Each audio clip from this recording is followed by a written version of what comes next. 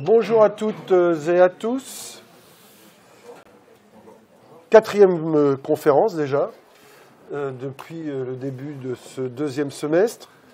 Aujourd'hui, on a le plaisir d'accueillir Sébastien Bergin, directeur du CRSU. Non, c'est pas comme ça. C'est plus comme ça. Alors voilà, je vieillis mal. Je ne suis pas au courant, tu vas nous repréciser tout cela. Professeur de PS, impliqué aussi dans le monde fédéral, en cours de VAE Master Management en plus. Donc ça va être très intéressant de pouvoir échanger avec toi là-dessus. Merci à toi d'être parmi nous pour partager ton expérience, ton parcours de formation. Et naturellement, comme d'habitude, vous avez le micro. Cléo peut... Merci à Julien et Cléo pour l'assistance technique. Et puis, vous posez une question, vous vous présentez, comme on l'a mis en place dans la convention. Et puis, donc, conférence filmée, retranscrite sur le site YouTube de l'université. Moi, Très bien. Merci. Je te donne la parole et puis nous interagirons ensemble. Parfait. Donc, bonjour à toutes, bonjour à tous. Donc, comme l'a dit Frédéric, n'hésitez pas à m'interrompre si vous avez des questions pendant la présentation, il n'y a aucun souci. Donc, je vais commencer par présenter ma fonction au sein de la Ligue Normandie du sport universitaire. Donc, ce n'est plus un comité régional, comme a pu le connaître Frédéric dans les années antérieures. Comme toutes les autres ligues sportives, il y a eu fusion au moment de la fusion de la Haute et de la Basse Normandie. Et donc, les deux comités régionaux du sport universitaire de Caen et de Rouen ont fusionné en une ligue unique, donc la Ligue Normandie du sport universitaire. Alors, l'intérêt de ta présence, justement, c'est que vous êtes toutes et tous concernés par le sport universitaire, normalement, compte tenu de votre mention, L3, entraînement sportif. Voilà. Pour info, en levant la main, qui a fait de la compétition ou fait de la compétition sport universitaire? Et donc on a quand même quelques-uns quand même. On a même une jeune fille qui est allée en championnat d'Europe de basket. De basket. Ne sois pas timide, montre-toi. Voilà. Très bien. Donc j'enchaîne avec les missions de la Ligue, donc Normandie du sport universitaire. Donc c'est comme vous le savez, là, c'est organiser les compétitions, donc FFSU. Pour ma part, principalement sur le territoire de Caen, donc ex-Basse-Normandie, puisque j'ai un collègue directeur qui est sur Rouen, et donc qui a plus... C'est la question que j'avais à te poser. Toi, tu es plutôt centré sur la Basse-Normandie, et toi... De façon générale, mais voilà, il y a 2 semaines, j'étais au Havre, mon collègue de Rouen vient nous donner un coup de main sur des championnats de France sur Caen, enfin voilà. Donc deux directeurs de ligue, en fait. Voilà, c'est ça. Donc, du niveau local au niveau national, on verra un petit peu plus loin ce que ça regroupe, ces différents niveaux.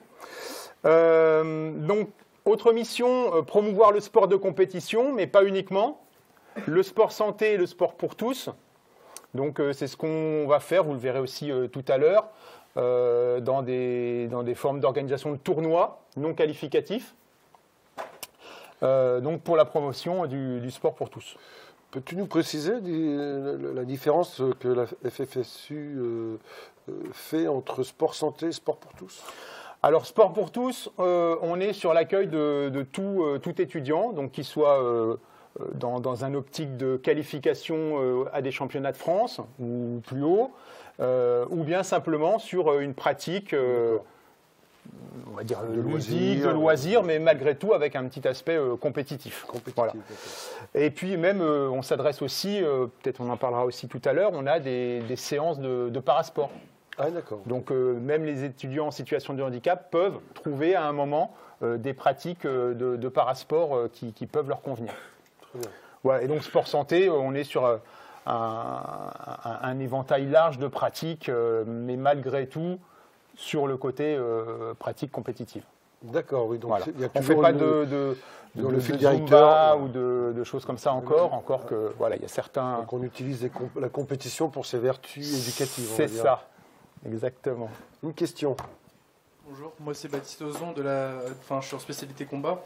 Et ma question c'était au niveau de la promotion, c'est l'organisation d'événements, il y a quoi d'autre?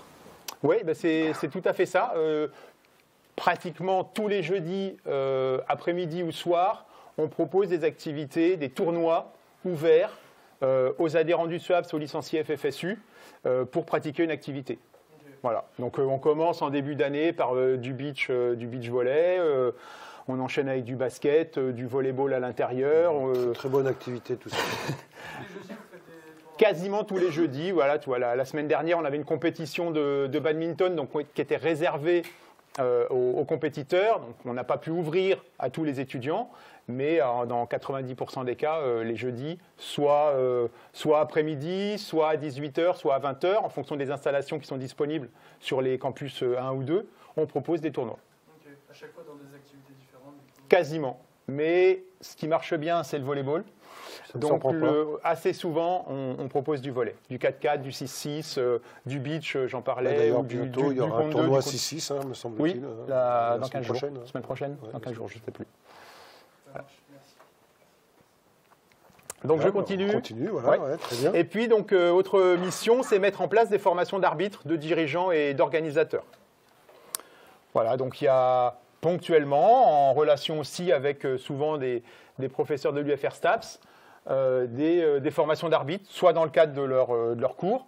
On avait ça en foot, en basket. Voilà, donc quand les enseignants sont volontaires pour faire cette formation, alors en relation ou pas avec la ligue du sport concerné, ça c'est possible aussi. Il y a donc ces formations. Les formations de dirigeants, c'est plutôt nous qui nous en chargeons. Donc on accueille les responsables d'associations, les responsables des BDE qui gèrent le côté sport universitaire dans leur établissement. Et puis donc voilà, on les forme d'une façon globale sur les fonctions qu'ont les dirigeants au sein d'une association. D'accord. Combien dans la région d'associations, alors région déjà localement, d'associations la Ligue gère?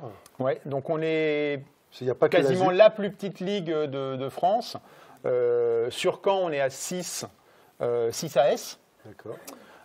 Sur Rouen, il y a plus d'étudiants, il y a plus d'écoles. Donc, ils sont à peu près entre 15 et 20 en fonction des années. Donc voilà, sur Caen, on a bien sûr l'association sportive universitaire de Caen, des écoles d'ingénieurs, l'ENSI, les CITC.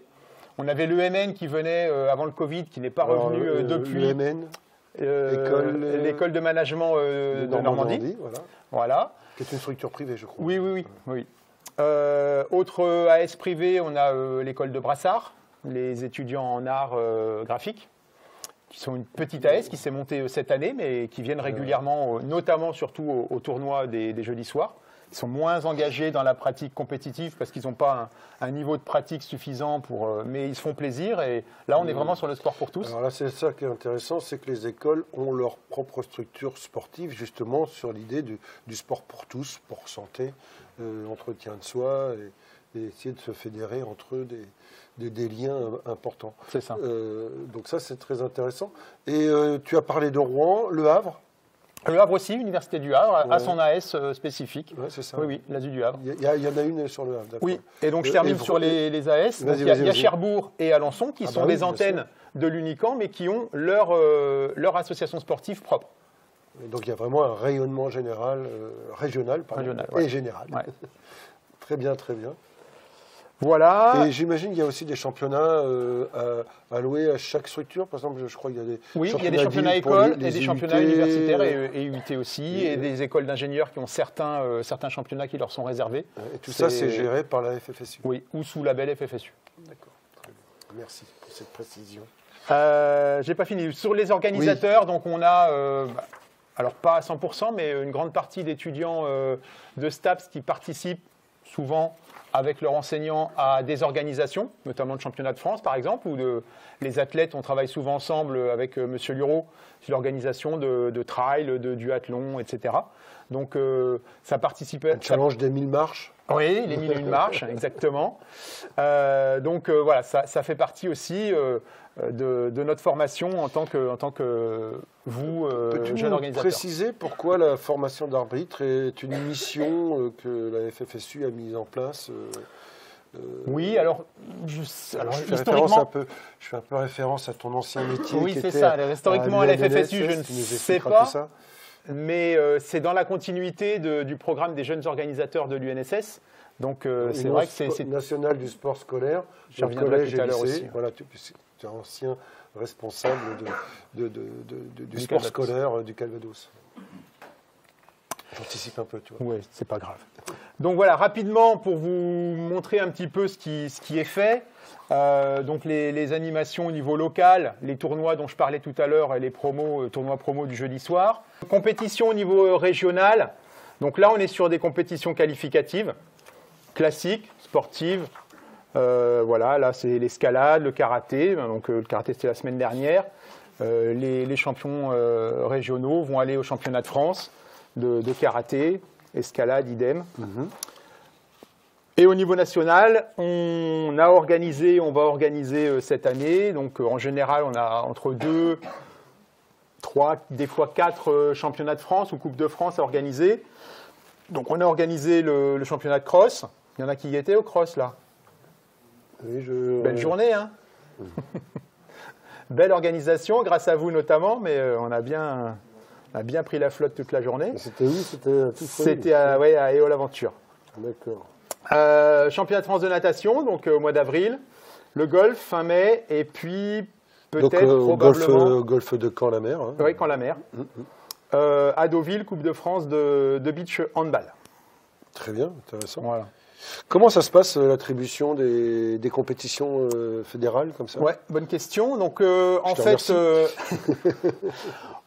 chaque ligue postule, fait un acte de candidature auprès de la fédération et dit moi l'année prochaine j'aimerais bien organiser le foot, le basket, le hand, le badminton, etc. La fédération récupère toutes les candidatures, étudie en fonction des contextes locaux, des installations, de l'implication des ligues ou de clubs dans ce projet, et puis attribue. Donc là, on saura fin mai, mois de juin, quel championnat de France on aura organisé pour l'année prochaine. J'imagine que la FFSU a des cahiers des charges. Oui. Et elle les présente aux différentes ligues. Oui, tout à fait. Alors, même nous, avant de candidater, on regarde le cahier des charges, qui est en général bien mis à jour pour les activités, pour savoir, l'année prochaine, on postule sur le championnat de handball, N1, N2. On sait qu'il faut 4 gymnases sur l'agglo, donc n'importe quelle ligue ou n'importe quelle ville ne peut pas installation postuler. Sportive. C'est ça. Le soutien budget. de la ligue, bien ensuite on fait des budgets prévisionnels pour voir si c'est soutenable. C'est ça. D'accord, très bien. Et tu travailles dans ce cas-là avec des fédérations sportives, j'imagine? Oui.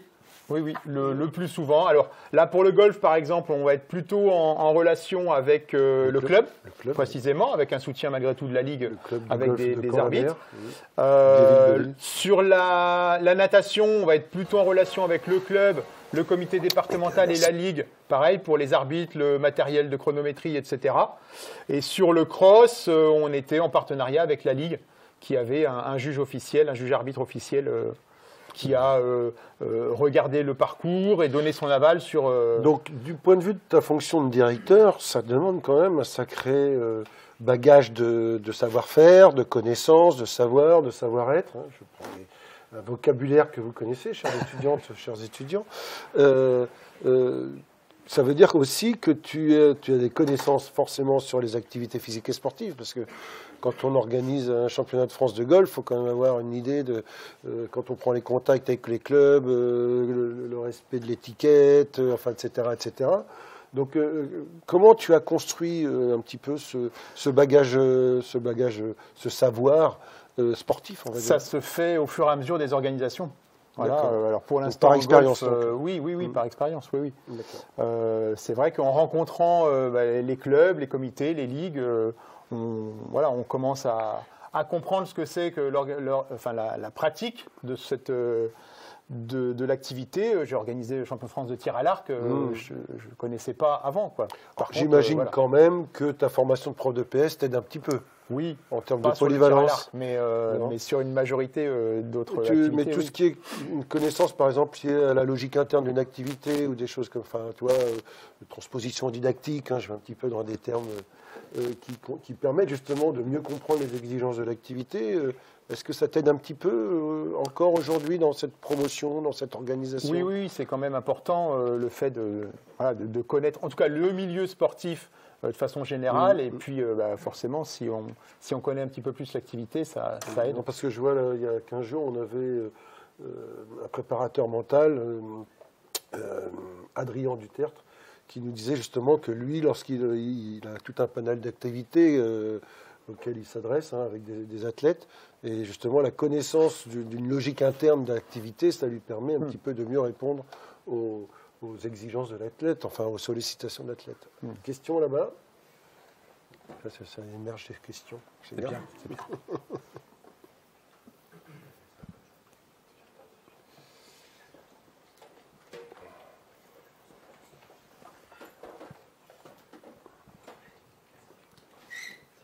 Allez. Alors bonjour, moi je m'appelle Jonathan, je suis ma discipline sportive c'est la force athlétique.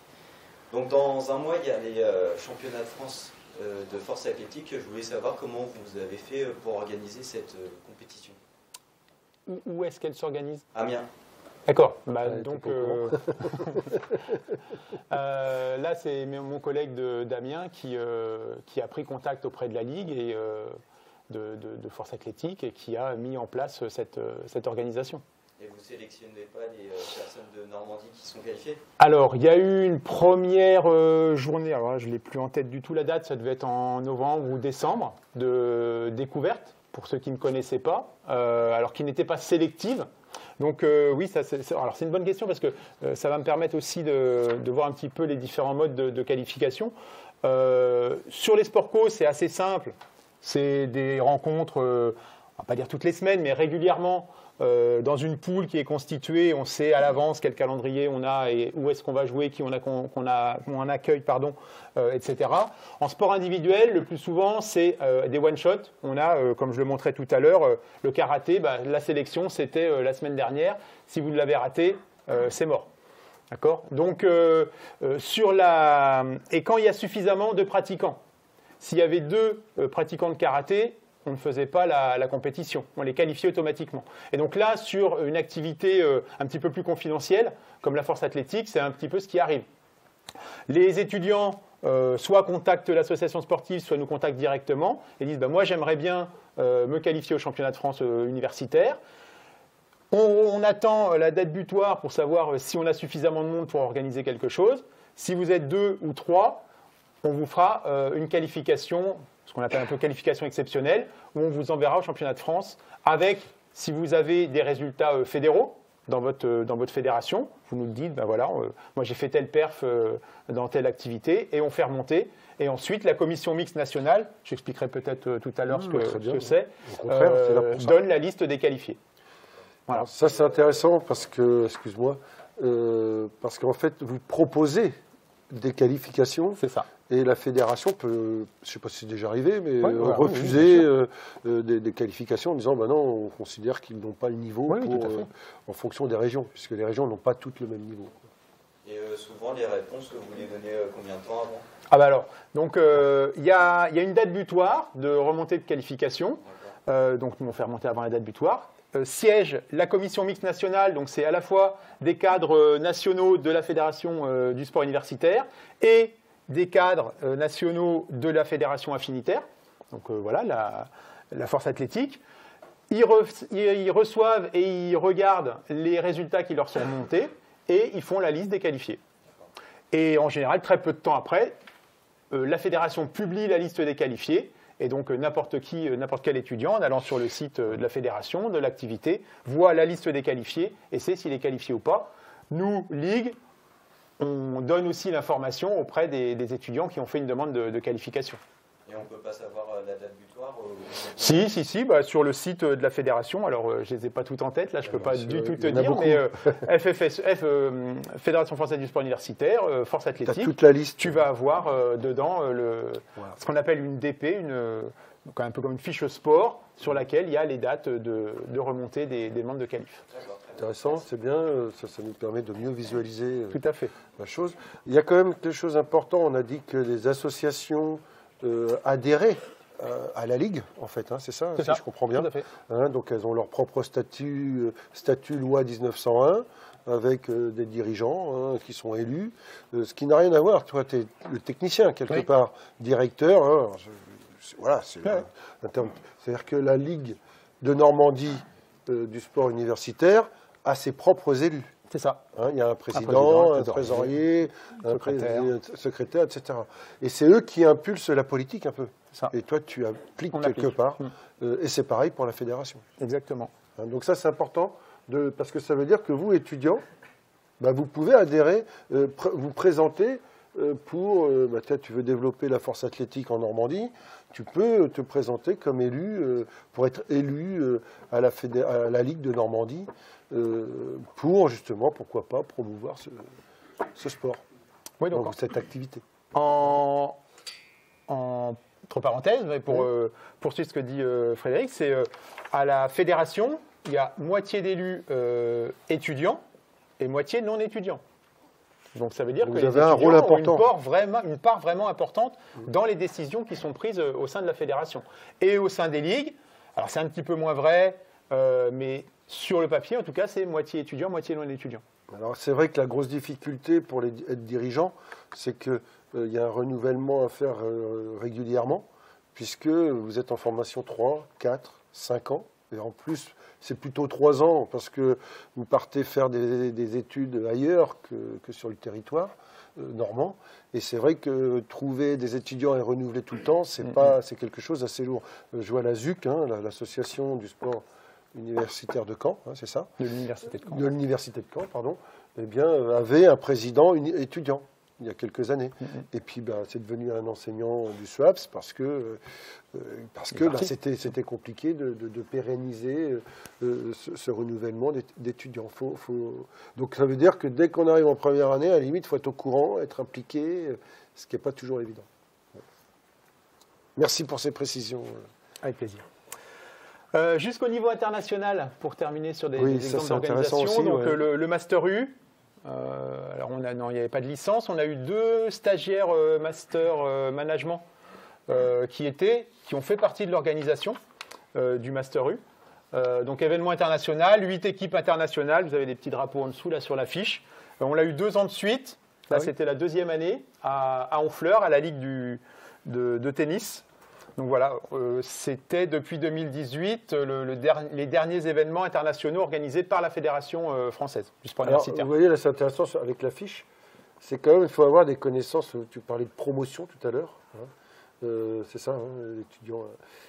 Et donc, BNP Paribas, je veux dire, il faut aller chercher peut-être aussi des sponsors pour pouvoir trouver des budgets et trouver des financements pour organiser la compétition.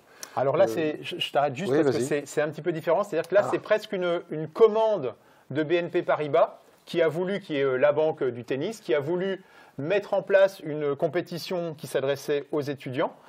Et donc, c'était la 16e édition, donc vous voyez, ça remonte. Et donc, BNP Paribas donne une grande partie du financement, mais pas totalement. Et donc, la ligue organisatrice doit à chaque fois aller déposer des dossiers de demande de subvention auprès du département, de la région, etc. pour boucler le budget. Donc c'est vrai en tennis avec BNP Paribas, il y a un événement rugby donc avec la Société Générale, le SG7.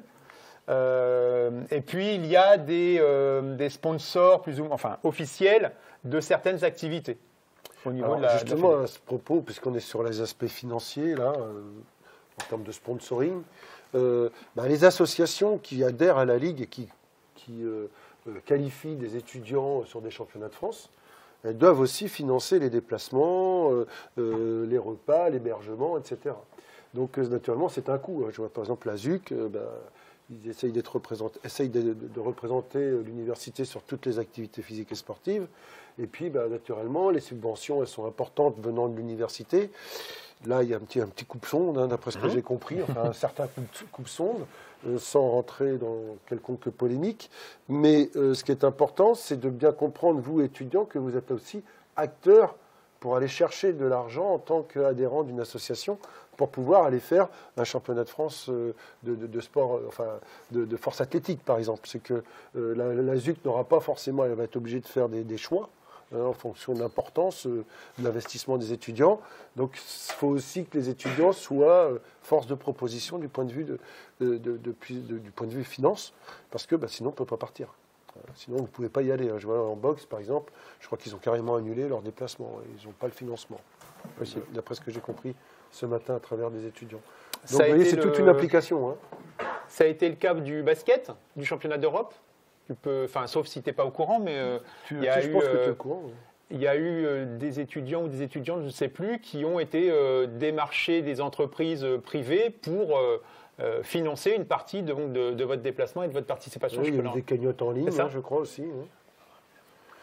Pour les championnats de France de beach volley, il y a quelques années, à La Réunion, vous voyez, il fallait y aller à La Réunion, c'était pas évident. Les étudiants avaient monté des cagnottes en ligne pour essayer de récupérer jusqu'à 2 000, 3 000 euros. Donc il y a des initiatives importantes pour pouvoir soulager naturellement les associations qui, avec malheureusement la crise, l'inflation entre autres, ont de grosses difficultés pour organiser les qualifications justement. Mais je dirais que c'est un petit peu l'eau de tous les clubs ou toutes les associations. Dans tous les domaines. Si vous êtes dans un club, que ce soit de foot, de rugby, de judo, de n'importe quoi, les clubs sont à la pêche de subventions et de financements, soit publics et des fois privés aussi. Petite question, la Fédération française du sport universitaire, tu vas parler des commissions mixtes tout à l'heure. Grosse année cette année quand même avec les JO. Est-ce qu'il y a une implication? Est-ce qu'il y a une relation avec le comité d'organisation, le CIO, etc. Oui, il y a eu plusieurs projets dans différentes activités. Alors il y a un projet autour de la danse, Danse Paris 2024, qui a été mis en place il y a au moins juste après le Covid. C'est le breakdance. Ouais. Donc voilà, il y a des projets ponctuels comme ça. Cette année, au mois d'avril, il y a un gros rassemblement universitaire à Vichy. Donc ça a été une commande du ministère des Sports pour mettre en place cette compétition rassemblant les 12 meilleures universités, les 12 meilleures écoles de France pour des rencontres de sport-co notamment.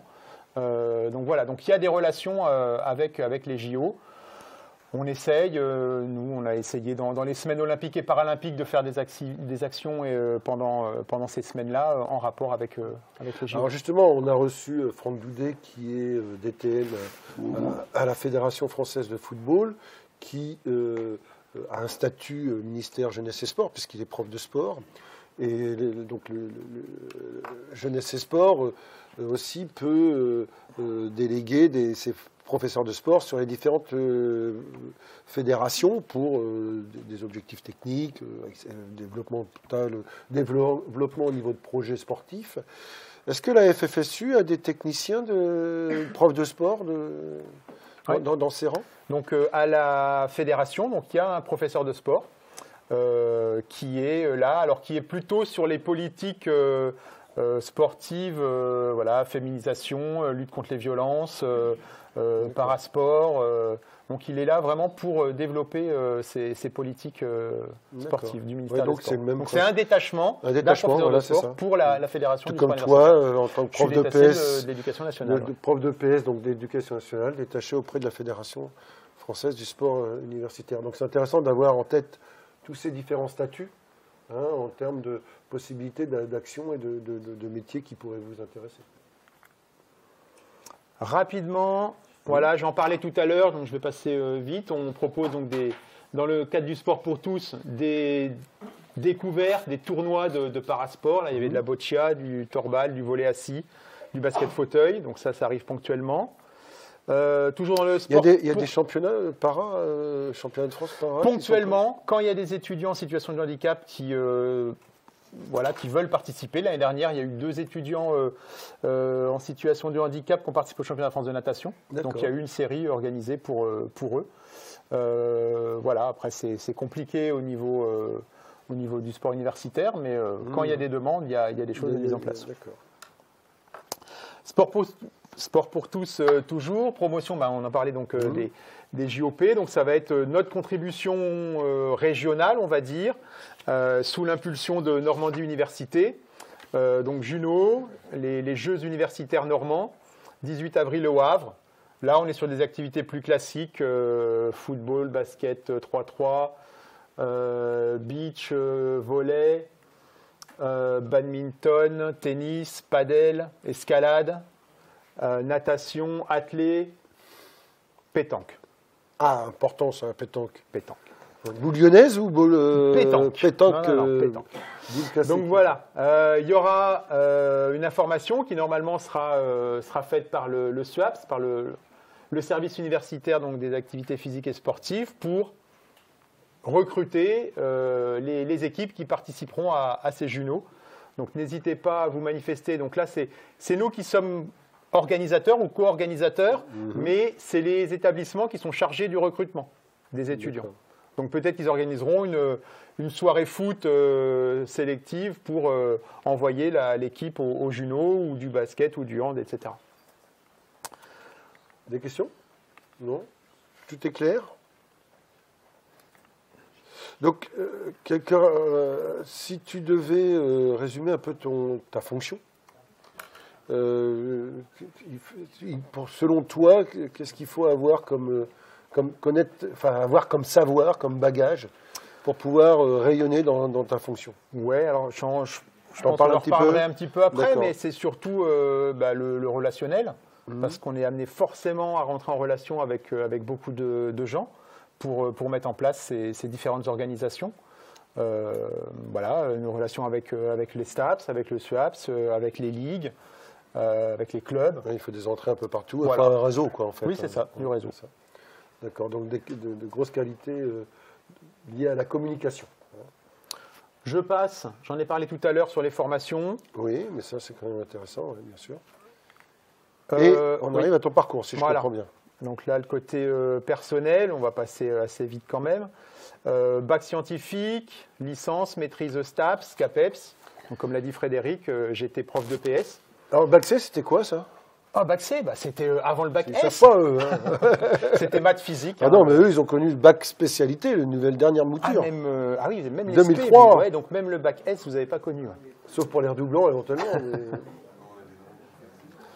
Donc, c'était l'ancêtre du bac S. C'est ça, maths physique. Et aujourd'hui, de celui qu'on parle, spécialité maths ou spécialité physique chimie. C'est ça. Ah non, il n'y avait pas. Si, il y avait des SVT un peu. Oui, il y avait SVT. Mais c'était le bac D qui avait plus de SVT. Que j'aurais dû bien. faire d'ailleurs. Alors j'ai fait bac C plutôt que bac D, plutôt physique, maths, parce que je voulais être prof de maths depuis le collège. Il va falloir que tu nous expliques cette bifurcation. Et puis j'ai eu des mauvais profs de maths au lycée et des bons profs de PS. Donc du coup, voilà, j'ai passé le concours d'entrée. Attention à ce que tu dis. aux S'ils UFR sont encore vivants, tes profs de maths, ils vont pas être contents. Ah hein. non, je pense qu'ils sont morts depuis là, c'est sûr. Ils étaient déjà vieux quand j'étais en terminale. Donc Et imaginez. tu étais scolarisé où? J'étais dans la Nièvre, à côté au nord de Nevers, Cosne-sur-Loire. Alors, j'imagine, Petit, bon, tu disais des bons petite profs ville. de PS, des profs de PS qui t'ont donné envie de réaliser ce métier. Alors, prof d'éducation physique, hein, EPS, Et sportive. sportive. J'imagine que tu avais quand même une pratique sportive assez importante en tant qu'adolescent. Oui, alors je crois que j'en parle après aussi dans mes pratiques. Donc, j'étais judoka, j'ai fait de l'athlé, après j'ai fait beaucoup du NSS, donc j'avais une pratique assez diversifiée. D'accord, donc tu avais une connaissance de l'activité sportive. Ouais. Donc, prof de PS pendant 16 ans, ensuite directeur Donc, départemental du collège-lycée. NSS. Collège-lycée, Oui, alors surtout collège, j'ai fait des stages en lycée, mais après mes postes de remplaçant et postes fixes ont été en collège. Tu as passé un CAPEPS, CAPEPS, donc voilà. certificat d'aptitude au professorat d'éducation physique et sportive. On a la même chose pour jeunesse et sport, avec le professorat de sport. Hein. C'est ça. Ce qui veut dire que si vous avez envie, par exemple, de devenir prof de PS dans votre parcours de formation, vous avez choisi effectivement la mention ES, et il faudra aller ensuite, vous pouvez toujours demander soit d'intégrer directement un master MEF, ça sera plus difficile, Mais vous pouvez aussi refaire une licence, un peu comme Donatien la semaine dernière, qui lui a repris une licence management après avoir fait une licence ES. D'accord. Donc tous les ponts sont possibles. Tous les ponts sont possibles et vous pouvez demander des équivalences pour entrer en licence EM. Et à ce moment-là, vous pouvez avoir un parcours vers le master MEF qui vous prépare au métier du professorat d'éducation physique et sportive. Alors, il y a une réforme en cours pour le métier de prof de PS. On n'a pas beaucoup d'informations là-dessus. Il semblerait qu'en plus, vous pourriez faire éventuellement partie de cette génération, qu'à partir de l'année prochaine, on puisse passer le concours pour être prof de PS à la fin du licence 3. Ouais. Mais pour l'instant, ça reste encore assez confidentiel. On n'a pas plus d'informations comme ça. Mais voilà, ce que j'aime bien dans ton parcours, c'est que ça peut vous donner aussi une autre alternative que le milieu sportif en lui-même. Voilà. Donc ensuite, tu n'étais plus prof de PS. Voilà. Au bout de 16 ans, tu as eu des opportunités, j'imagine. Exactement. Le mot opportunité, je crois qu'on l'utilise toutes les semaines. Donc, opportunité à saisir. Dis-nous un petit peu comment ça s'est fait. Alors. Opportunité parce que le poste donc, de directeur départemental du Calvados était ouvert. Donc il y a la publication par le ministère dans un bulletin officiel des postes ouverts aux fonctions de directeurs départementaux, adjoints, régionaux, adjoints. Et donc, voilà, C'était Pascal Venandy avant toi. Hein, non, c'était Arnaud Bidel qui a remplacé Pascal. D'accord, ok. Ouais, en 2009. Attends, pour moi. Donc, le directeur départemental avait postulé sur le poste de directeur régional. Et donc, le poste était disponible. Donc, j'ai fait une démarche. Alors là, c'était ma première fois, en fait, puisque j'allais passer un entretien d'embauche, entre guillemets. Donc, avec CV, présentation de mes expériences.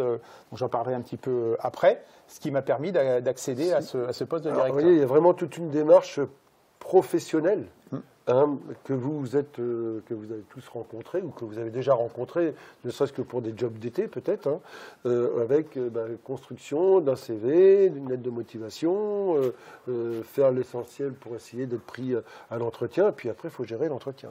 C'est ça. Oui, une question ?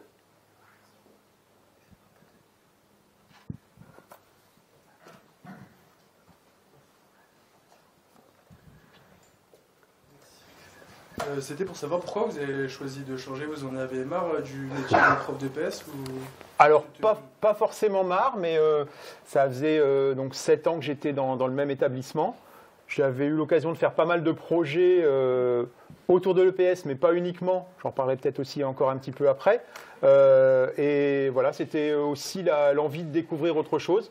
J'en avais... Des projets UNSS, justement Oui, j'avais fait pas mal déjà participer à des organisations de championnats de France, etc. Donc, je connaissais déjà le milieu quand même de l'UNSS.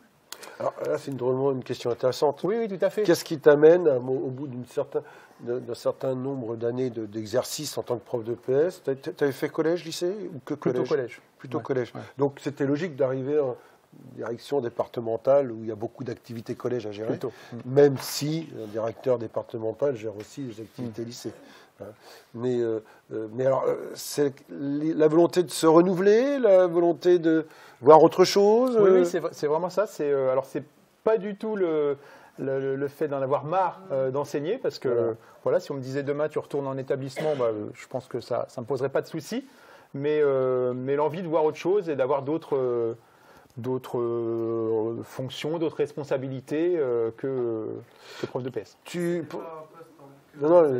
pas un poste que vous aviez en vue avant qu'il y ait la proposition du... Non, c'est vraiment l'opportunité, comme tu disais. Ça s'est présenté et voilà, j'ai postulé. Si je n'avais pas été pris, Alors, vous voyez, tous les parcours qu'on a eus depuis le début de l'année présentent ces opportunités. Si on prend Franck Doudet, qui a fait beaucoup de choses, qui était notamment CTS sur la Ligue de Normandie de football. Et à un moment donné de sa carrière, il a fait des formations de préparateur, en préparation athlétique, etc. Et à un moment donné, on lui propose un poste pour devenir préparateur physique des arbitres de haut niveau. Après, il choisit, il dit oui, il dit non, ou alors, dans ta démarche, il y a une liste de postes qui est publiée tous les ans. Tu aurais pu même postuler, comme moi j'ai pu le faire, sur un poste de second degré à l'université, si le profil te convenait. Et puis, voilà. À un moment donné, l'idée d'avancer, de se renouveler. À côté de ça, on a des collègues, profs de PS, ou des professeurs de sport qui sont très très bien dans ce qu'ils font et cultivent cette expérience pendant toute leur carrière. Hein, c'est vraiment individuel ça. Du coup, j'ai pas bien compris comment vous avez fait pour voir le poste. Vous avez reçu un mail Non. Alors, il y a une publication sur le bulletin officiel de l'éducation nationale, le BO. Et ça, on le reçoit Faut le s'abonner, consulter. voilà. Faut aller faire la Ouais. démarche. Vous allez sur Internet Oui, oui.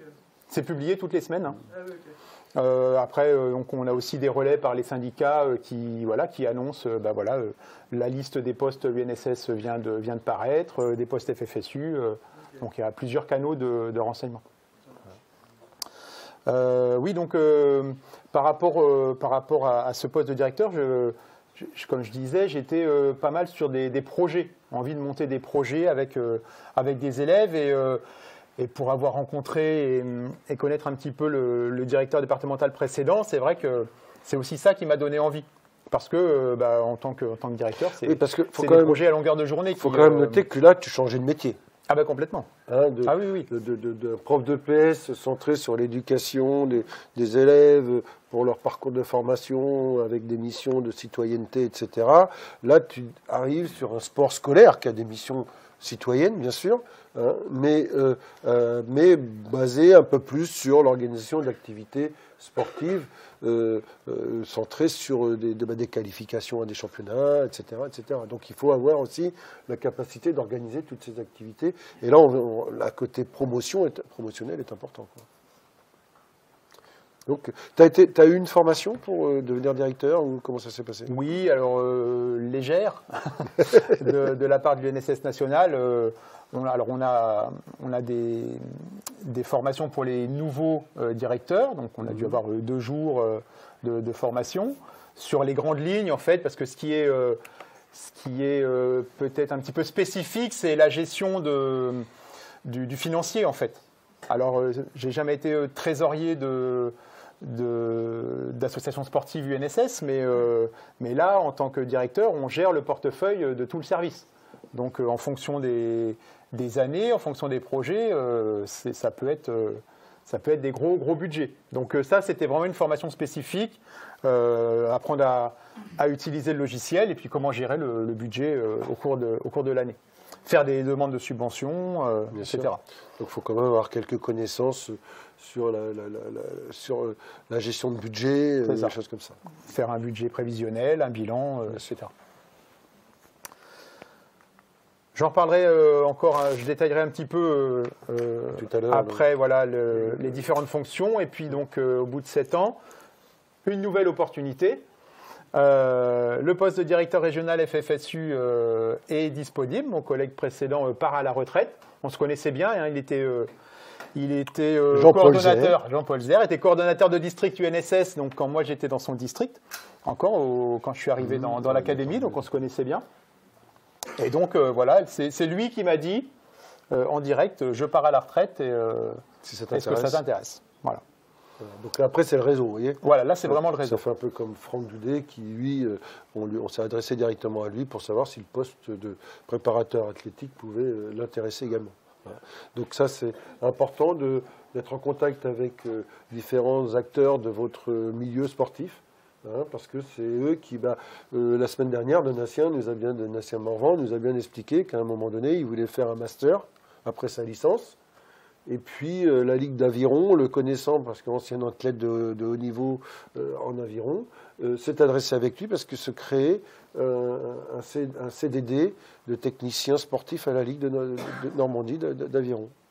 Du coup, ça a été pris en charge et il a été formé puisque ils lui ont subventionné sa préparation des GEPS. Et il est devenu des GEPS, et puis derrière, c'est parti, il a pérennisé le poste, etc., etc. Donc, vous voyez, l'idée, là, Sébastien vous montre bien l'idée de l'opportunité à saisir. Donc, pour ça, il faut fouiller. Tu regardais le BO régulièrement.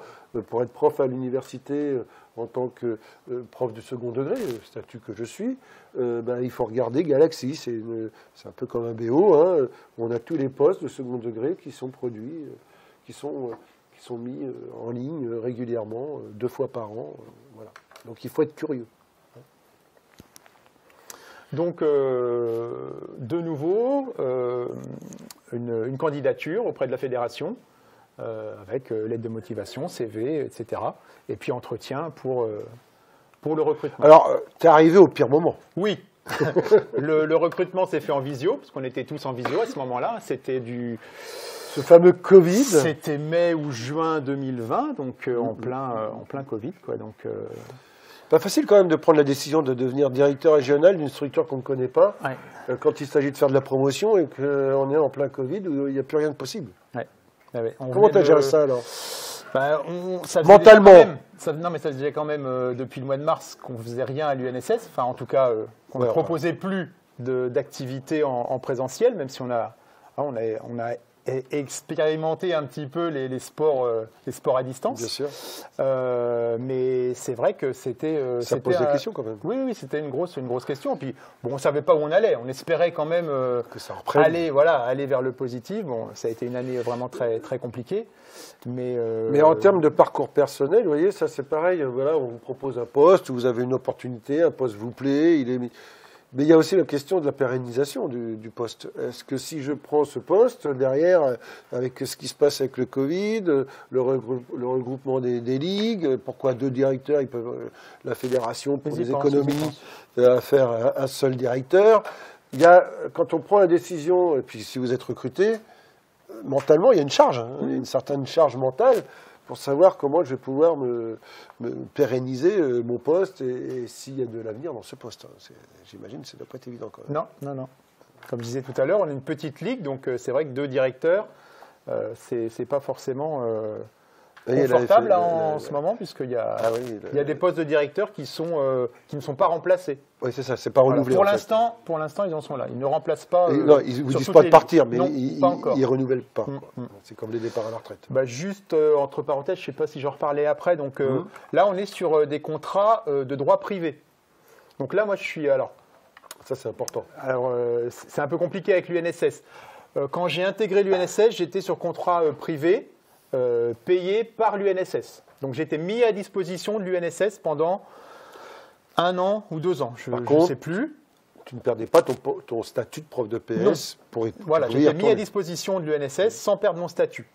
Au bout de 2 ans, les cadres UNSS ont été réintégrés à l'éducation nationale et mis à disposition en tant que conseiller technique des directeurs académiques ou des recteurs. Donc on a été réintégrés à l'éducation nationale comme on l'était avant 2009. D'accord. Donc là, je redevenais fonctionnaire à temps plein pour l'éducation nationale. Et donc, en passant à la FFSU, là, j'ai été de nouveau mis à disposition de la Fédération française du sport universitaire, mais sur un contrat privé.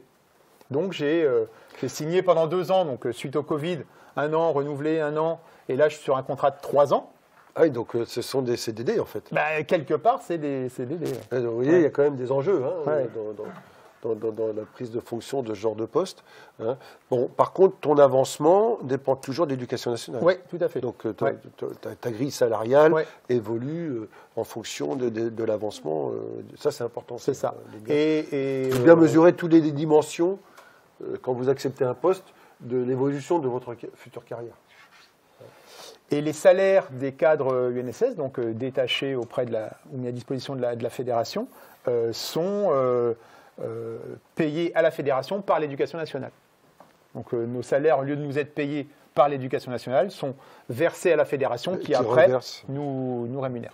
Alors, vous voyez, là, on aborde des choses un peu techniques, mais je pense que dans votre démarche de formation, c'est important que vous ayez conscience que lorsque vous postulez un poste, que ce soit dans une association, dans une structure entrepreneuriale ou quelconque, auto-entrepreneur, c'est d'envisager quand même ces différentes possibilités d'évolution.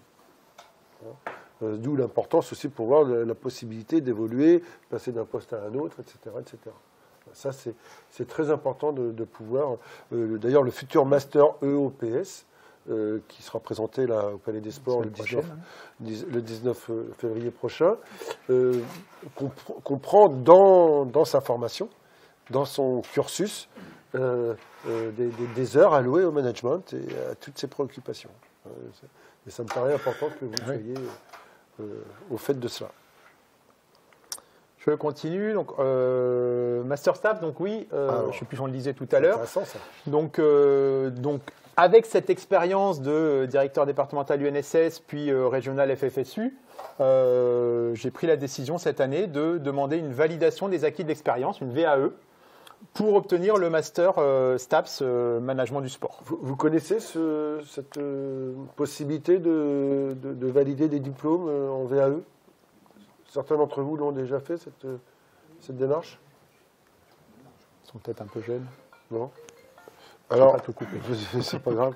La semaine prochaine, vous aurez des questions certainement à poser de ce point de vue-là, parce que, alors c'est peut-être pas des VAE, mais comment s'appelle Olivier Courcel, qui est directeur du CFA Sport, du Centre de formation d'apprentissage, donc est invité la semaine prochaine pour nous présenter non seulement son parcours, mais aussi la structure. Parce que là, c'est vraiment intéressant. Là, ça vous permettrait d'aller sur des diplômes d'État.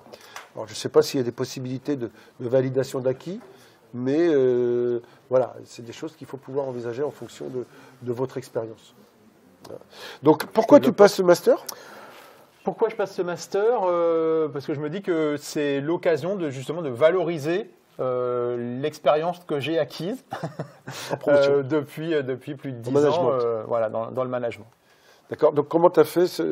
Tu as postulé comment à cette VAE? Oui, pareil. Il y a un dossier de candidature que je vais déposer auprès de l'université, donc de Caen, avec l'analyse de la grille du master et ce que moi j'avais à proposer en face dans l'expérience que j'ai acquise au cours de mes différents postes.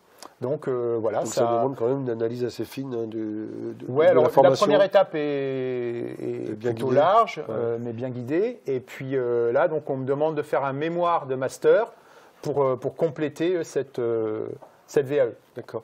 Il me semble aussi que sur le plan fédéral, dans une activité physique et sportive, tu as continué à te former en judo, non? Oui, j'en parlerai aussi un petit peu. Ceinture noire, 1, 2, 3, 4, 5 dan. 4, c'est tout. C'est déjà pas mal. Attends, micro, Antoine.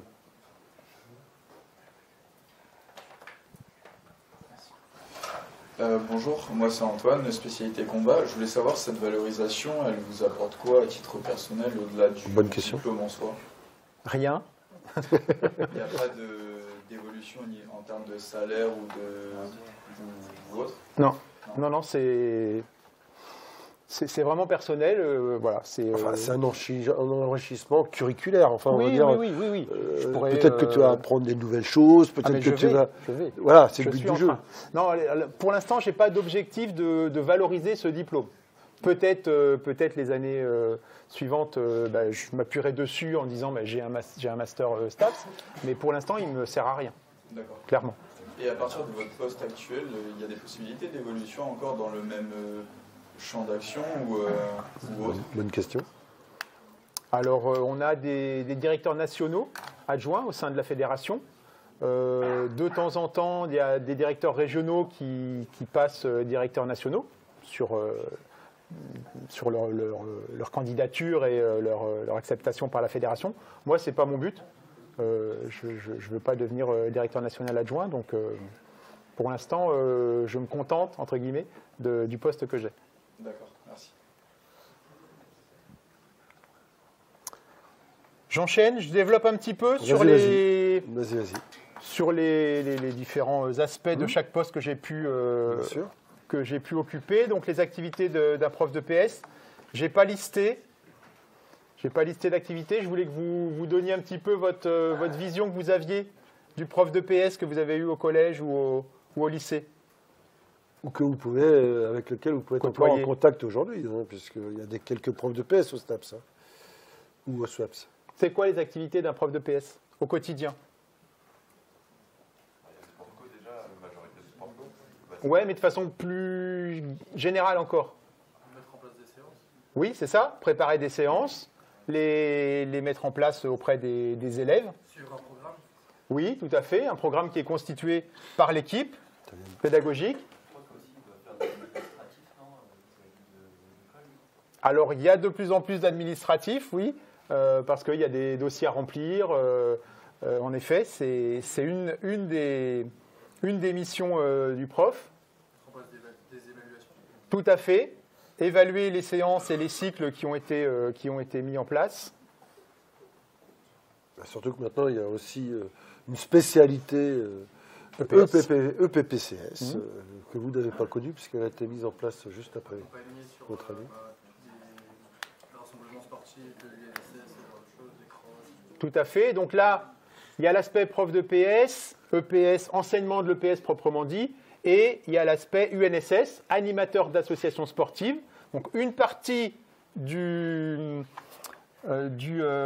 forfait, non, une partie des missions du prof de PS, c'est d'encadrer l'association sportive.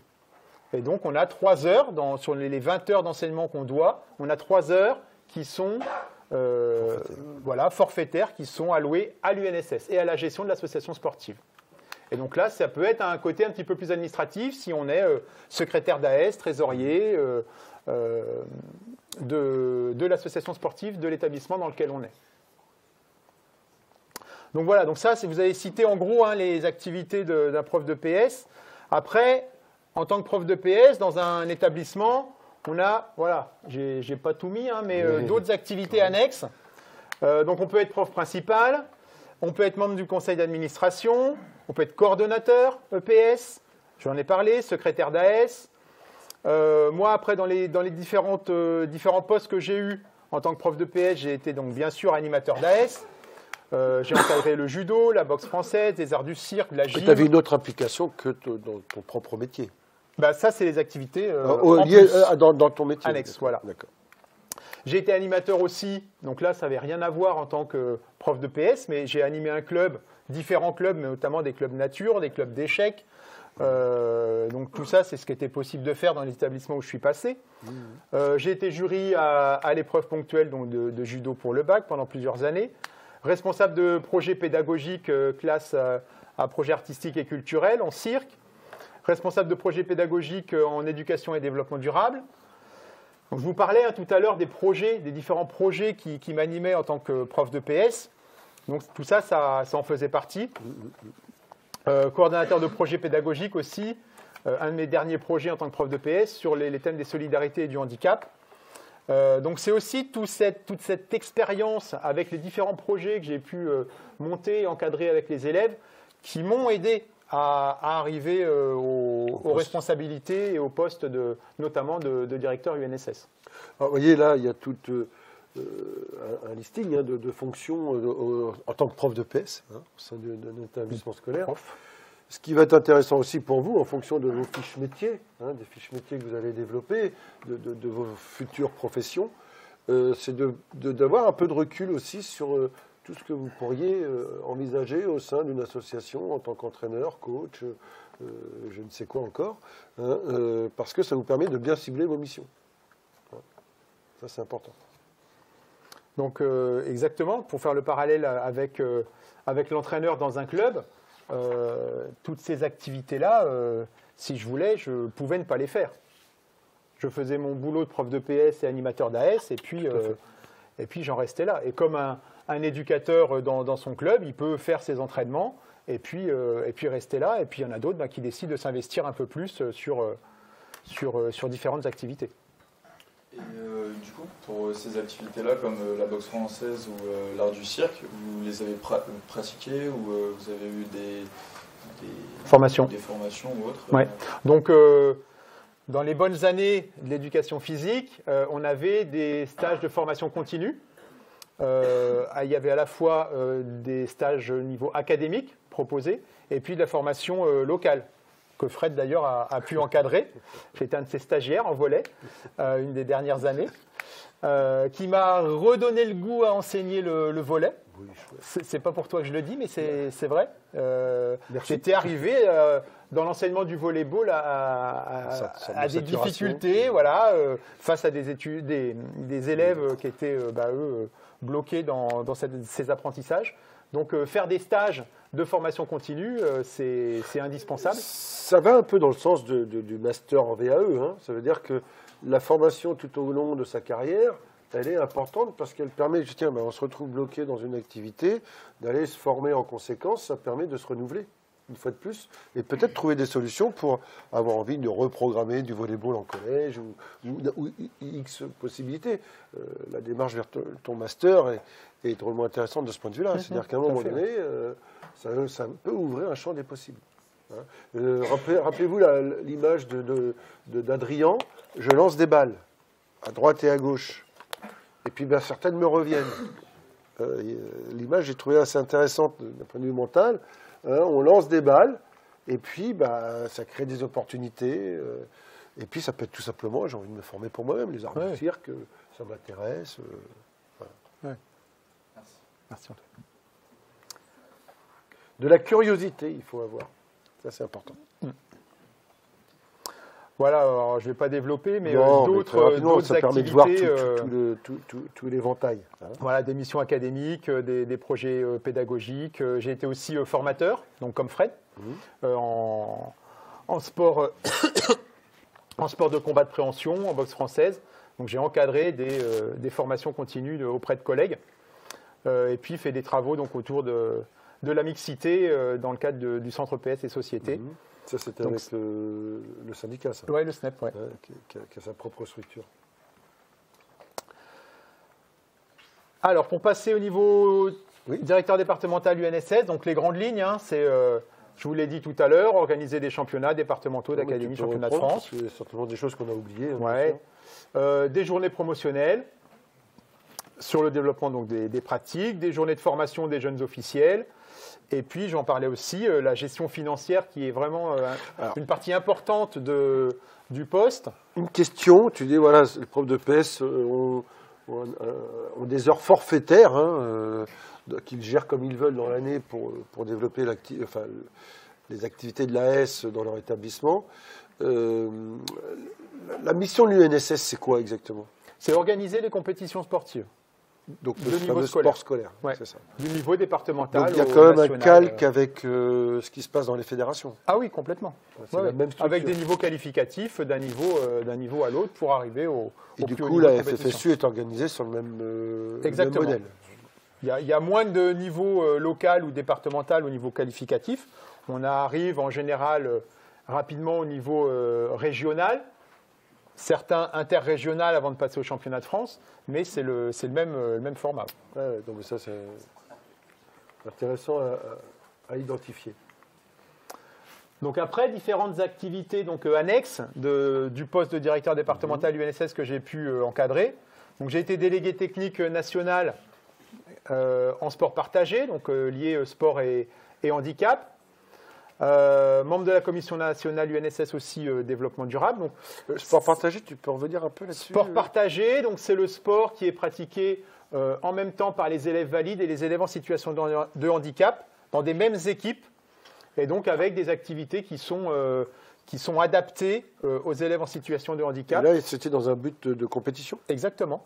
Ça, c'est important, dans beaucoup d'activités. Parce que de plus en plus, le para-sport, le para-olympique se développe. On voit la grosse promotion qui existe autour des JO paralympiques, associés aux JO d'été. Et donc, ça veut dire que vous, en tant que futur coach, entraîneur, en fonction de vos projets, vous pouvez vraiment avoir de belles opportunités dans ce domaine, à mon avis. Ah oui, ça se développe de plus en plus. Ouais. Alors peut-être, vous êtes en L2, donc normalement... L3. En L3, donc normalement en L2, l'année dernière, vous avez eu quelques cours sport et handicap. Donc moi, je suis intervenu avec mon collègue de l'UNSS sur la présentation des activités du sport partagé multi-activités. Peut-être certains s'en rappellent, pas sûr. Mais c'est vrai que c'est important que... Alors les profs de PS, ils vont avoir des élèves en situation de handicap dans leurs cours. Il y en a de plus en plus et c'est important de savoir quelles activités proposer, quelles adaptations proposer. Ce n'est pas forcément fait en formation initiale. Donc, mais vous aussi, en tant qu'éducateur sportif dans des clubs peut-être à un moment, ou en tant que responsable, il faut que ça soit pris en compte qu'il y a une population qui est en situation de handicap, qui a envie de pratiquer des activités. Il faut savoir quoi leur proposer. Bien sûr. Et donc, d'où ce que tu disais, les opportunités qui peuvent s'ouvrir aussi J'avais vu aussi, il y a quelques années, un poste au niveau du CPSF qui aurait pu m'intéresser dans le milieu du handicap et du sport. Bon voilà, donc je l'ai mis, intervention auprès des étudiants STAPS. Hein, sur et tu trouves le temps pour faire tout ça? Oui, oui, il faut bien. C'est vrai que c'est. Après, il y a quelque part, il y a un petit peu aussi du militantisme, quoi. C'est ce que je mettais tout à l'heure. Si je voulais rester à faire prof de PS, je faisais que mes activités prof de PS, animateur d'AS. Après, c'est des choix, personnels et d'implication ou pas, quoi. Voilà, alors, activité en tant que directeur régional FFSU, on va retrouver à peu près les mêmes, organisateurs de championnats. Un peu plus de plus près. Hein.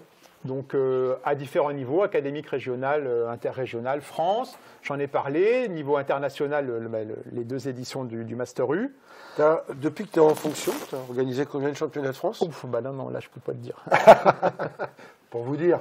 Non, je ne sais pas. Le panel de fonctions. Peut-être une dizaine, et puis on en organise plus au niveau FFSU, parce qu'il n'y a pas de niveau départemental, donc en tant que directeur régional, on en a un peu plus. Combien par an à peu près?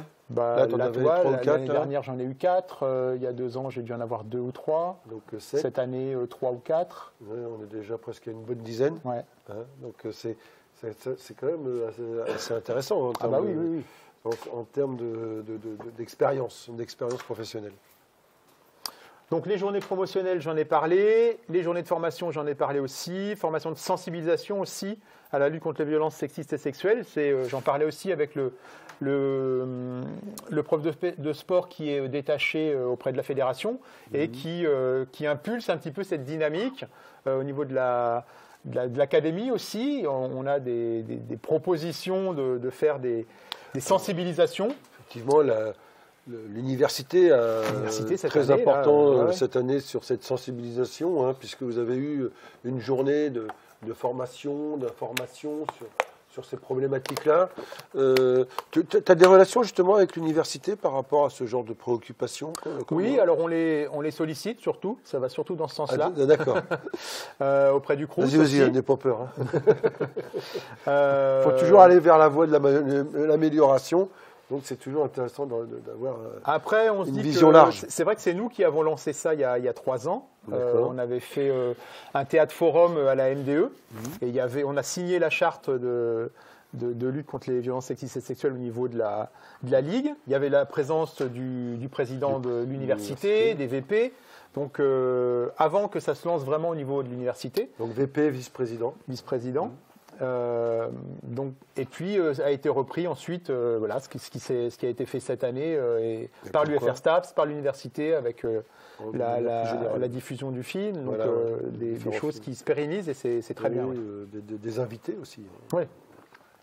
Très bien. Voilà, quelques activités annexes. En fait, j'ai poursuivi un petit peu les thématiques que j'avais déjà en tant que prof de PS et directeur UNSS sur le développement durable, sur le sport et le handicap.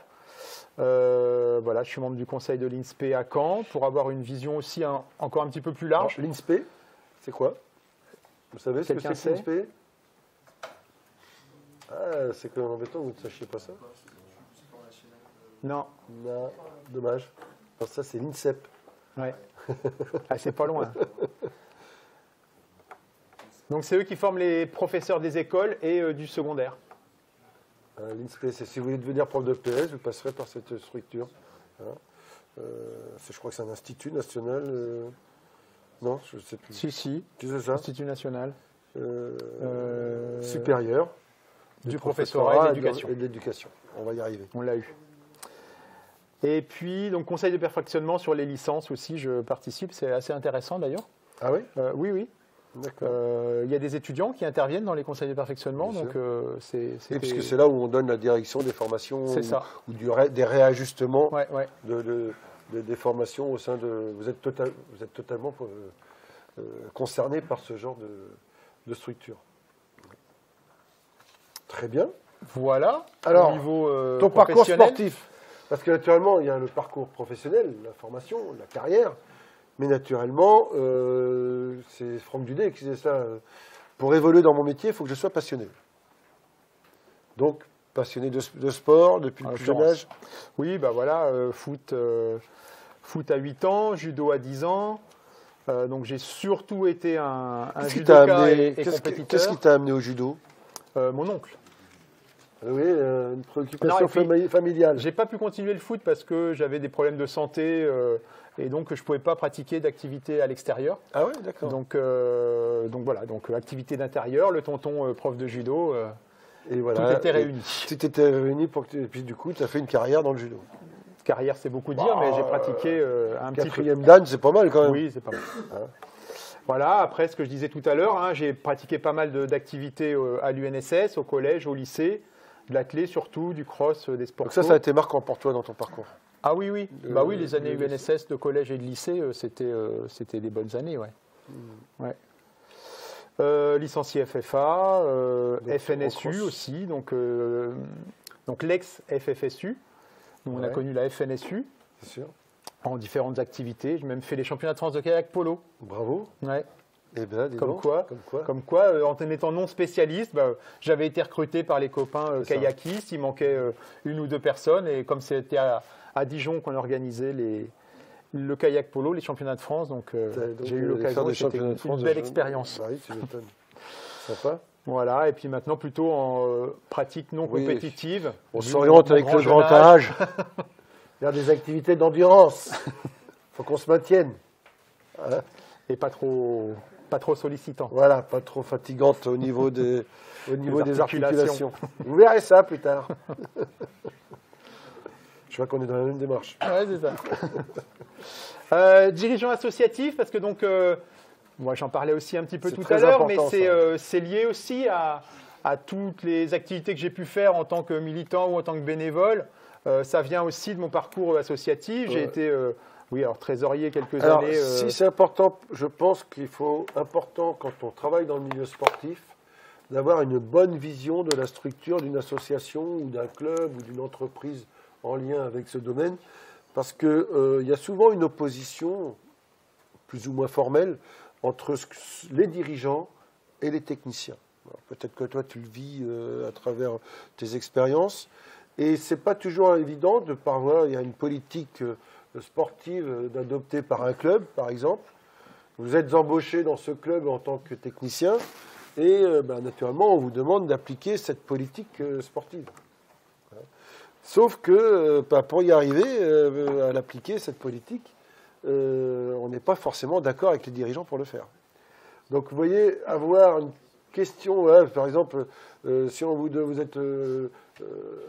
demande de coacher une équipe pour qu'elle monte dans le championnat supérieur en sport collectif, et il vous faut un certain budget. Si on vous dit, non, vous devez y arriver, et puis il n'y a pas de budget, c'est comme là, l'association sportive du sport universitaire qui a eu un coupe-sonde dans ses subventions. Si vous visez les championnats de France de force athlétique à Amiens, faut y aller, il faut s'héberger. Bon, ça dure 2-3 jours quand même. Si vous n'avez pas le budget derrière, c'est même pas la peine d'essayer de monter le projet, quoi. Donc, c'est important en tant que futur technicien, si vous l'êtes déjà, d'avoir une bonne vision de comment fonctionnent les structures. D'où l'importance, peut-être, de passer en tant que dirigeant dans ces structures. C'est ça, c'est la complémentarité un petit peu. Tout à fait. Et puis la vision qu'on peut avoir de l'intérieur de ce qu'est. Donc là, j'ai. Donc tu as un DGEPS en fait. Oui, ça. Oui, j'ai un BE. Oui, à l'ancien, moi j'ai un BE2 volé, mais c'est ce qu'on appelle le DGEPS, ce que vous a présenté Donatien la semaine dernière. Voilà, donc judo, association de protection de l'environnement. Alors tu aurais pu te faire rémunérer par contre en tant que BE1. Oui, mais c'était un choix aussi. Voilà. J'avais peu d'heures et c'était un choix de m'engager parce que c'est un petit club de Luc, pas forcément. Bien sûr. Pas forcément avec Olivier Vincent qu'on a accueilli l'année dernière. Donc voilà, différentes expériences. Vous voyez, donc il y a quand même un engagement de la part de Sébastien en tant que dirigeant dans différentes structures. Donc ça, c'est important aussi d'être peut-être dans des structures où on peut prendre des options. On parlait d'être dirigeant à la Ligue de Normandie du sport universitaire. Ça paraît intéressant si on veut développer l'activité. Il va y avoir des postes vacants à la ZUC, si ça vous intéresse. Parce que le bureau est démissionnaire, là, le président et le trésorier démissionnent, je fais de la pub pour eux. Si vous voulez vous présenter en tant qu'étudiant, ça vous permettra peut-être d'avoir une aura plus importante que nos collègues auprès des instances universitaires et des subventions. Voilà, pour conclure, on l'a abordé plus ou moins dans le déroulé, mais les compétences pour exercer ce métier... Si, c'est important. Vas-y, rappelle-nous. On est en pleine phase avec les attentes des comptes rendus, en l'occurrence. Donc au niveau des différentes organisations, donc planification, savoir se projeter sur au moins une année, voire des fois... J'imagine que tu as un planning. Oui, bien sûr. Et puis tu places à tel moment, je fais tel... Vous, en tant qu'entraîneur, la planification, c'est primordial. On l'avait vu l'année dernière. Mais s'il n'y a pas de planification, c'est difficile d'aller vers l'optimisation de la performance. Donc en conséquence, vous voyez, dans toute activité professionnelle, la planification, c'est capable de s'organiser. Une pensée hypothético-déductive, ça peut être intéressant. Ça peut aider.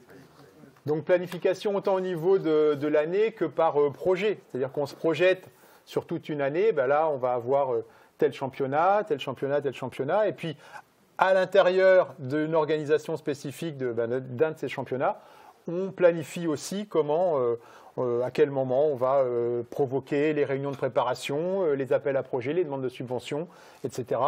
Très bien. Donc la gestion ensuite, c'est gérer ces organisations. Plutôt quasiment au tenté.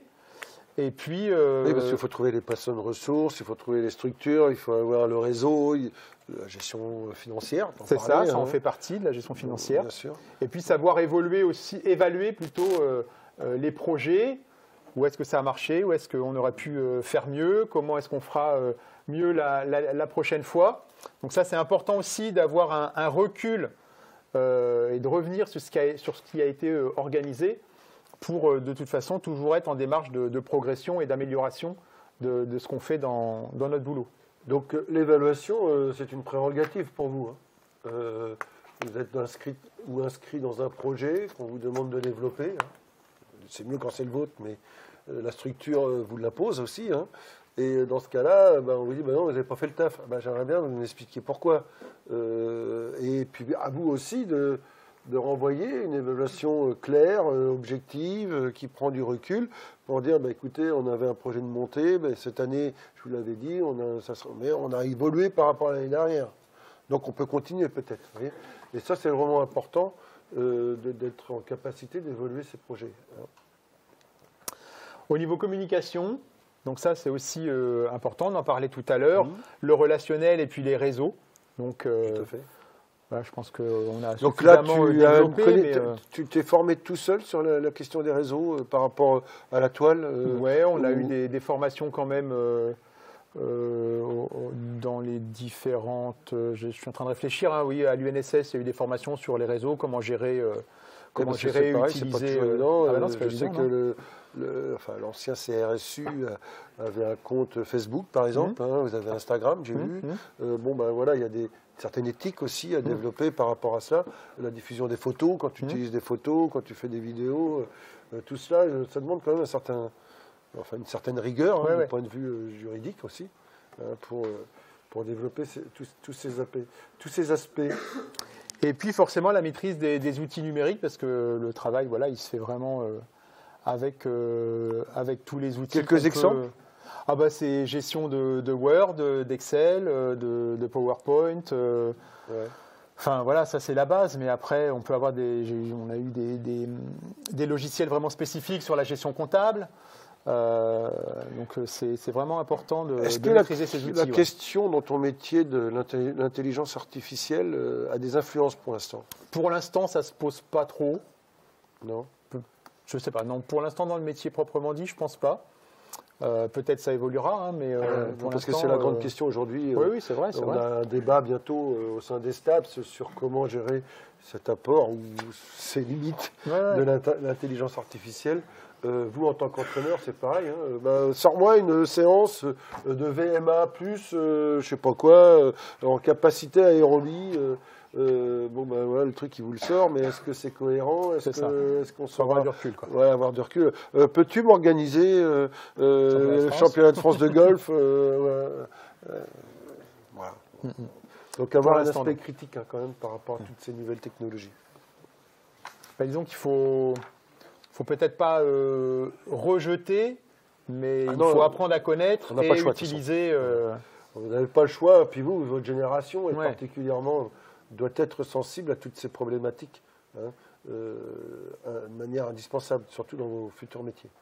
Si vous vous destinez à l'analyse numérique avec les datas, vous avez intérêt à être au point là-dessus, et puis avoir une éthique. Ça, c'est important. Ça me fait penser aussi aux activités qu'on propose au sein de la FFSU, parce qu'il y a une évolution des activités. Il y a eu un moment du karting. Il y a eu des championnats de France de karting qui étaient proposés. Donc voilà, le karting, c'est plus trop au goût du jour, c'est plus trop développement durable. Donc ça a été arrêté au niveau de la fédération. Peut-être s'il y a des kartings électriques maintenant. Bon, ça doit exister. On est maintenant, là, depuis cette année officiellement, sur le développement du e-sport au sein de la fédération. Donc peut-être qu'il y aura une Coupe de France. Alors cette année, ça semble un petit peu compliqué, mais sûrement l'année prochaine. On va proposer avec Julien aussi des soirées e-sport dans cette salle. Donc tout ça pour dire que c'est pas figé non plus l'activité ou les activités. Il y a des évolutions dans les activités. Le basket, le basket c'était le basket 5-5. On a maintenant du basket 3-3. Le rugby, c'était le rugby à 15. On a maintenant du rugby à 10, du rugby à 7. On avait du volley à 6, on a du volley à 4 depuis une bonne dizaine d'années. Voilà, donc les activités aussi évoluent. Donc d'où l'importance de rester au goût du jour, de se former. Peut-être même aussi d'être un peu précurseur dans certaines choses. Parce que la demande au niveau de la population, pour nous étudiants, évolue. Donc allez voir Sébastien, soyez force de proposition, chers étudiants. Alors ça c'est le message aussi qu'on passe. C'est un étudiant qui a proposé une soirée force athlétique. Louis, je crois, tu connais? Ça ne parle pas? Peut-être pas, c'est peut-être pas son prénom, mais ouais, c'était plutôt altéro, c'est vrai. Ouais, c'est pas la même chose, t'as raison. Mais n'empêche, voilà.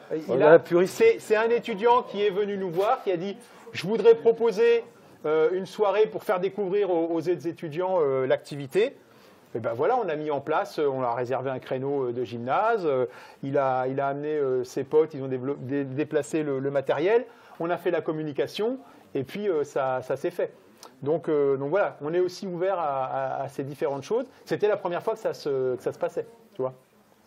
Donc voilà, je ferme la parenthèse. Des questions ? Je vois que tu suscites beaucoup de réflexions, puisque les étudiants interagissent entre eux. Ils ne veulent pas partager avec nous. Bon, tant pis.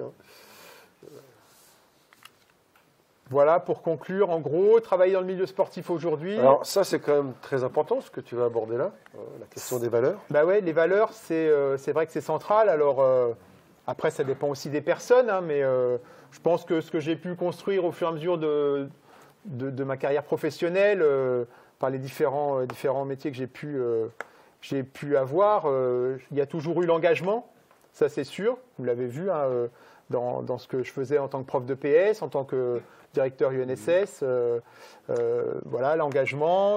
Alors, petite question peut-être un peu plus personnelle.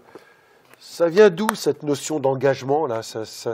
Déjà gamin, tu avais ça en toi ou peut-être le fait d'être dans un club plus ou moins familial. Donc des valeurs familiales. Voilà, et faire des soirées. C'est toujours intéressant d'identifier un petit peu quand on a des valences comme ça. Pour se dire comment je pourrais éventuellement l'améliorer, ou je suis arrivé là parce que peut-être qu'on me l'a imposé aussi, l'engagement, ça fait partie aussi de l'éducation.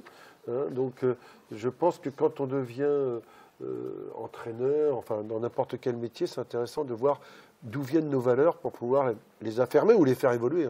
C'est toujours pareil. Ouais. Donc bénévolat associatif, mais je n'ai pas mis, mais syndical aussi. J'ai eu des responsabilités syndicales les premières années où j'ai des profs de PS, donc ça en fait partie, le militantisme syndical, dans le syndicat des profs de PS. Le syndicat majoritaire. Oui. Non, alors j'ai pas été service civique, mais ça n'existait pas à ton âge. Non, hein, exactement. Non, c'était les emplois jeunes, nous, non? C'était pas ouais, ça. C'était encore mieux, ça. Il n'y avait pas les TUC. Il y a eu ça, mais on était déjà salariés, je crois, non? Je sais plus. Ça. Non, je l'ai mis parce que service civique, c'est aussi, donc là, du coup, pas moi en tant que service civique, mais on accueille j'ai accueilli à l'UNSS, et là, on accueille régulièrement des services civiques au sein de la Ligue. Et pour moi, ça fait partie aussi de l'engagement et des valeurs, parce que c'est des jeunes qui sont encore en formation, qu'on accompagne sur certaines choses, dans la continuité de leur formation. Et du coup, le recrutement pour les services civiques, tu les opères comment? Un petit peu comme un recrutement d'emploi salarié. Quoi. Il y a une offre qui est proposée par la fédération, et puis on reçoit des candidatures, des CV, des lettres de motivation, et on fait passer des entretiens à 1 ou 2 ou 3 personnes par année pour voir à qui on a affaire. Ça me fait penser, alors c'est pas service civique, hein, tu as un collaborateur, Arnaud Mélin. C'est quoi son statut au sein de la FFSU? Alors il est secrétaire, on va dire, de la Ligue. Donc il a un emploi statut privé, payé par la Ligue, mais subventionné en partie ou tout par la fédération. D'accord. Et toutes les ligues fonctionnent de la même manière? Quasiment. Avec des secrétaires? C'est ça. Donc c'est intéressant aussi parce qu'on ne sait jamais s'il peut y avoir une opportunité dans ce domaine-là. Donc des valeurs liées, enfin des formations liées au secrétariat, ça peut aider aussi. Tout à fait. Donc valeurs de partage. Les stages, oui, les stages, c'est le même principe que les services civiques. On accueille des stagiaires régulièrement au sein de la Ligue et pour moi, ça fait partie aussi de ces valeurs d'engagement et de partage justement avec des jeunes qui sont dans. Donc là, c'est encore plus compliqué d'accueillir des stagiaires parce qu'ils ne sont pas rémunérés, donc ils sont vraiment dans le cadre d'un projet beaucoup plus restreint en termes d'engagement dans la Ligue.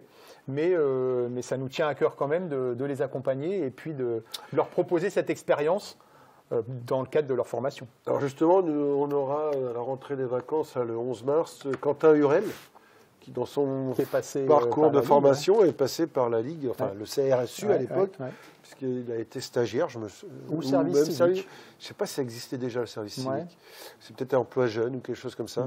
Donc il viendra vous expliquer tout cela, que notamment son stage, enfin en tout cas où sa fonction au sein de la Ligue l'a beaucoup aidé justement pour créer un autre emploi dans une autre fédération, fédération du sport entreprise.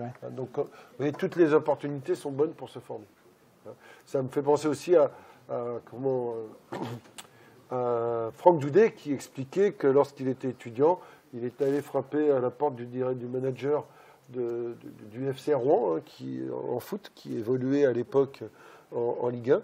Et bénévolement, il a proposé ses services. Et puis derrière, on voit la carrière que ça a engendré.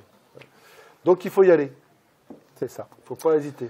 Et puis, donc oui, j'ai mis aimer le terrain, parce que c'est vrai que mon emploi est quand même un emploi de bureau, mais au service de la mise en action et de ce qui va se passer sur le terrain. Oui, mais enfin, tu es obligé d'être sur le terrain. Quand tu organises une rencontre, tu ne peux pas être dans ton bureau à distance. Bien sûr. On te voit tous les jeudis dans le gymnase. C'est 3/4 de temps au bureau ou en réunion, ou en préparation pour une journée de terrain. Mais il faut aimer ça aussi. Il faut aimer être sur le terrain, à la rencontre des étudiants et partager avec eux tout ce qui est tous les invités jusqu'ici vous ont bien précisé qu'ils aimaient le concret. Ils aimaient ce qui était de l'ordre du concret. Et ça, c'est important de bien l'identifier lorsqu'on est dans une filière comme la vôtre. Les rencontres aussi, oui, ça c'est important. Oui, voilà, ce qu'on fait, c'est l'organisation de rencontres sportives, donc forcément, il faut aimer ça aussi. Voilà, merci beaucoup. Alors, moi, j'avais une petite question, parce que ça me fait penser, sur le document que j'ai. Comment, toi, tu vois un peu l'évolution de la FFSU, du sport universitaire dans les années à venir, internationaux, les enjeux internationaux? Est-ce que c'est une fédération qui va tendre à se développer, à stagner peut-être pas facile à dire. Hein, mais... non, c'est pas évident de se projeter, mais on constate que... S'il vous plaît. Merci. Même les étudiants en STAPS sont pas forcément des pratiquants, et encore moins de pratiquants de compétition. Donc, heureusement, entre guillemets, il y a pas mal d'étudiants donc, de grandes écoles. J'ai pas dû le préciser ça au début, mais enfin si quand j'ai parlé des AS, mais en gros la moitié des licenciés FFSU, c'est universités et grandes écoles. Donc écoles d'ingénieurs, écoles privées, publiques, etc. Donc il n'y a pas que les universités et les associations sportives universitaires. Bien sûr. Et donc on constate que de plus en plus, en fait, ce sont les étudiants des grandes écoles qui, eux, mettent en place des clubs, des entraînements sportifs réguliers toutes les semaines. Des activités e-sport avec la BU. et qui sont donc de plus en plus représentés au sein de la FFSU. Oui, mais ça, c'est vraiment important, cette évolution. Oui, complètement. Il faut bien prendre en compte, par exemple, quand on est prof de PS et qu'on devient enseignant du second degré à l'université, en tant que prof de PS, tu l'as dit tout à l'heure, on avait un forfait de rémunération, 3 heures par semaine, réparties sur l'année. Quand on devient prof de PS, si on peut dire, du second degré, c'est plutôt ce statut-là, à l'université, ce forfait, on ne l'a plus. C'est-à-dire que quand on est convaincu de l'engagement pour quand même des vertus compétitives pour nos étudiants, bon, jusqu'ici, l'université rémunérait quand même les enseignants en fonction de leur engagement, mais ce côté forfaitaire n'existe plus. Donc ça veut dire que en tant qu'enseignant du second degré, que ce soit au SUAPS ou au STAPS, on n'a pas forcément l'obligation d'encadrer les étudiants que vous êtes pour vous emmener dans des championnats de France ou sur des compétitions. Donc c'est vraiment les valeurs, comme tu parlais tout à l'heure, qui permettent de nous embarquer en termes d'intervention pour encadrer des équipes. J'imagine que pour toi, ça ne doit pas être toujours évident à gérer ça. Les étudiants qui... oui. Et puis passer du secondaire, justement, où les profs de PS ont ce forfait, même si 3 heures par semaine, pour ceux qui ont fait de l'UNSS, c'est rien. Quand on va à l'autre bout de l'académie faire un match de foot ou un tournoi de basket, les 3 heures, elles sont largement faites pour les profs de PS. Donc ça fait partie aussi de ce côté engagement, militant. Si on respecte nos 3 heures de forfait du NSS, on ne fait pas grand-chose à l'UNSS, ça c'est certain. Bien d'accord. Donc c'est ce passage au supérieur, non, en effet, c'est une des problématiques. On est bien d'accord. On va prendre le micro parce que sinon à la vidéo on t'entend pas. Sinon. On entendra peut-être les chuchotements qui sont derrière, qui sont forcément en relation avec ceux dont on parle. Du coup, moi je m'appelle Pierre Guérin, je suis en spécialité basket en L3ES et je voulais savoir en termes de rémunération, est-ce que vous auriez une tranche à nous donner ou ça vous dérange ? Ah non, pas du tout. Alors autant à l'UNSS qu'à la FFSU, en fait, on a 2 parties de rémunération. C'est la partie, on va dire, basique de prof de PS, et puis une indemnité de responsabilité de directeur. Donc voilà, en fonction de notre ancienneté, de nos échelons, de nos catégories, on a cette base de rémunération, plus un forfait. Donc là, en tant que directeur, on a 600 € de forfait de directeur régional. Les directeurs de ligue ont 750. Donc oui, on ne l'a pas dit tout à l'heure. Il y a une hiérarchie qui s'est mise en place. Donc ça, c'est le ministère des Sports qui a demandé à la fédération d'avoir un responsable, un directeur de ligue responsable, donc le responsable ou la responsable de la ligue entière. Et ensuite, s'il y a plusieurs directeurs, les autres sont directeurs régionaux. Ils ne sont pas directeurs de ligue adjoints, ça pourrait, ça peut être un peu ça. Donc c'est nouveau de cette année, je crois. Cette année. Ah oui, d'accord. Donc il y a un responsable, donc mon collègue de Rouen, qui est beaucoup plus ancien que moi, est le responsable de ligue, et donc il a en charge les finances, et puis la RH, les ressources humaines. Donc c'est lui qui signe les dossiers de demande de subvention, etc. Donc c'est le responsable de la ligue. Est-ce que cette volonté nationale de redistribuer les régions, il y a quelques années, ça a apporté quelque chose à la Ligue de Normandie du sport universitaire, ce rapprochement haute, basse? Moi, je pense que oui. Je pense que c'est un petit peu plus riche.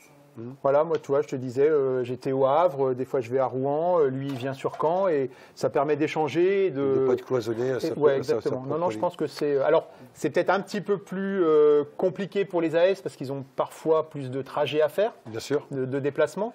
On le voit au niveau des fédérations sportives. Mais c'est vrai aussi dans les fédés. Et donc, pour terminer, pardon, la rémunération de base, c'est, on va dire, entre 2000 et 3005 en fonction de ton échelon, plus cette indemnité. Ouais, l'indemnité, on va dire, de directeur. Voilà. D'autres questions? Alors, avant de conclure cette conférence, question que je ne t'ai pas soumise quand on a je t'ai demandé de préparer, mais c'est une question chère à Julien. Aurais-tu un ou deux ouvrages qui t'ont marqué ou qui sont références pour toi et que tu pourrais peut-être... alors je te prends peut-être un petit peu de cours, je réfléchis du coup. Mais c'est bien aussi la spontanéité, je trouve. Comme ça peut peut-être te permettre de sortir un ouvrage de base ou qui t'a aidé ou qui t'aide toujours, ou qui est une référence pour toi et que tu aimerais bien communiquer aux étudiants, étudiantes, pourquoi pas le faire entrer en tant qu'ouvrage au sein de l'UFR STAPS. Ouais, alors j'ai pas vraiment de... Là, ça me vient pas comme ça, hein, mais j'ai pas vraiment d'idée. C'est plus, moi, des profs de STAPS qui m'ont aussi marqué. Franck Dudet a terminé avec des images de connaissances, enfin de rencontres. Qu'il a pu, on t'écoute, alors. Oui, non, mais voilà, alors j'ai pas fait STAPS à Caen, donc ça va pas vous parler du tout. Et puis là, c'est des vieux profs, mais prof de psycho. Gilles Cometti, peut-être, il était connu quand même dans le milieu du volley. Il est décédé depuis. Ouais. Cometti, c'est qui, comme vous devez savoir? Ouais, vous connaissez? Je l'ai eu en prof. À Dijon. À Dijon. Faire staff de Dijon. Donc à Ponte dans la préparation physique, chercheur. C'est même lui qui a remis en cause l'histoire des étirements, je crois, à l'époque. Si je me souviens bien. Donc ouais.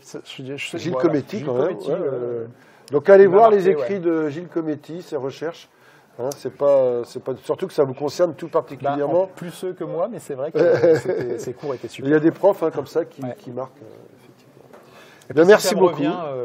Je te glisserai. Merci beaucoup, Sébastien. Merci à toi. Très riche.